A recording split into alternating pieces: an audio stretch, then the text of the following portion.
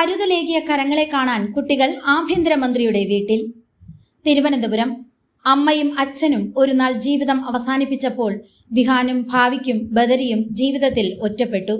6ഉം 4ഉം 2ഉം വയസ്സുമുള്ള കുരുന്നുകളുടെ ജീവിതം ബന്ധുവീട്ടിലേക്ക് പറിച്ചു നട്ടപ്പോൾ അവർക്ക് താങ്ങായി ആദ്യം ഓടിയെത്തിയത് ഇന്നത്തെ ആഭ്യന്തരമന്ത്രി രമേശ് ചെന്നിത്തലയാണ്.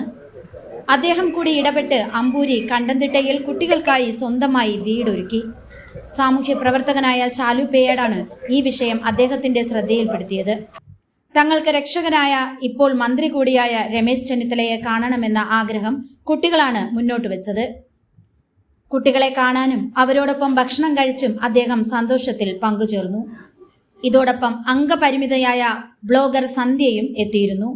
സന്ധ്യയുടെ ഏറ്റവും വലിയ ആഗ്രഹമായ സ്റ്റുഡിയോ സാക്ഷാത്കരിച്ചത് രമേശ് ചെന്നിത്തലയാണ്. അമ്മയോടൊപ്പമാണ് സന്ധ്യ എത്തിയത്. രാഹുൽ ഗാന്ധിയും രമേശ് ചെന്നിത്തലയുമായുള്ള ചിത്രമാണ് സന്ധ്യ മന്ത്രിക്ക് സമ്മാനിച്ചത്. കുട്ടികൾക്ക് ഉപഹാരങ്ങളും മന്ത്രി സമ്മാനിച്ചു.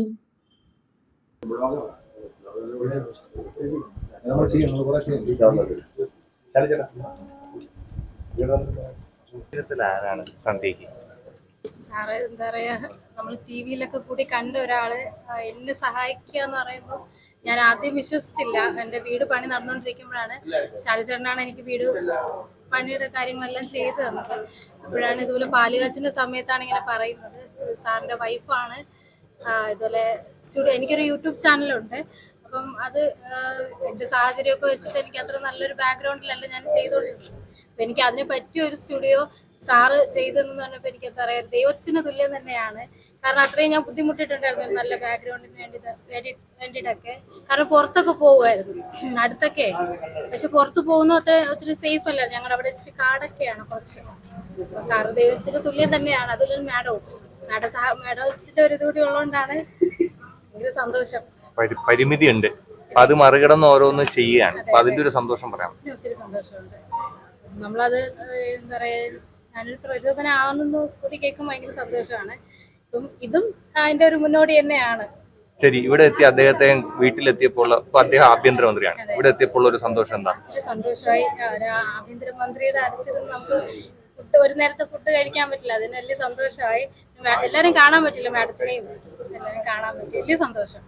സാറിനാണ് താങ്ക് യു പറയേണ്ട, അങ്ങനെ ഒരു അവസരം സാറല്ലേ തന്നത്. അന്ന് ആ സ്റ്റുഡിയോക്ക് ഇത് തന്നില്ലേ, അതെങ്ങനെയാ സാറിന്റെ ശ്രദ്ധയിൽപ്പെടുന്നതോ? അതൊക്കെ ശാലിചേട്ടൻ വഴി തന്നെയാണ് ശ്രദ്ധയിൽപ്പെടുന്നത്. ശാലിചേട്ടനാണ് വീഡിയോ ഇട്ട് അങ്ങനെയാണ്. പിന്നെ പുള്ളി ഇങ്ങോട്ട് കോണ്ടാക്ട് ചെയ്തു. മാഡമാണ് കോണ്ടാക്ട് ചെയ്ത് അങ്ങനെ സാർ കാണാൻ വന്നു. സ്റ്റുഡിയോ കാണാൻ വന്നിട്ടുണ്ടായിരുന്നു. ഭയങ്കര സന്തോഷമായിരുന്നു അന്നത്തെ ഒരു ദിവസം. ആ